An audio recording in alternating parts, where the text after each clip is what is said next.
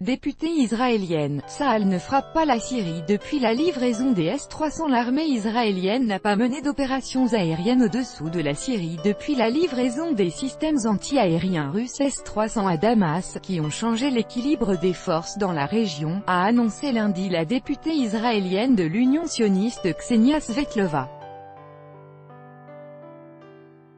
L'aviation israélienne n'a effectué aucun vol de combat vers la Syrie depuis la livraison des systèmes russes S-300 à Damas, a déclaré lundi Ksenia Svetlova, députée de l'Union sioniste et membre de la Commission de la politique extérieure et de la défense de la Knesset.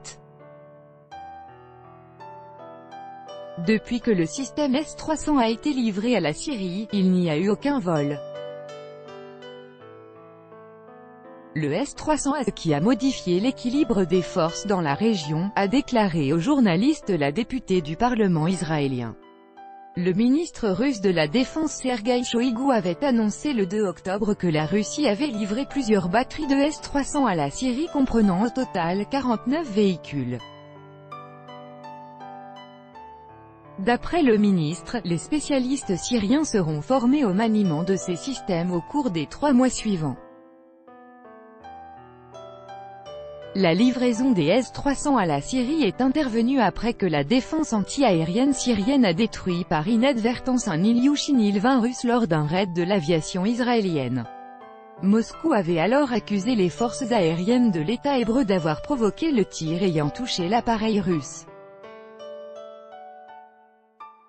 Le ministre israélien de la Défense, Avigdor Lieberman, a de son côté affirmé qu'Israël ne pouvait pas abandonner ses opérations en Syrie, malgré la livraison de systèmes de missiles anti-aériens russes S-300. Le 2 novembre, les médias ont signalé que l'armée de l'air israélienne n'avait pas attaqué le territoire syrien depuis la livraison des S-300.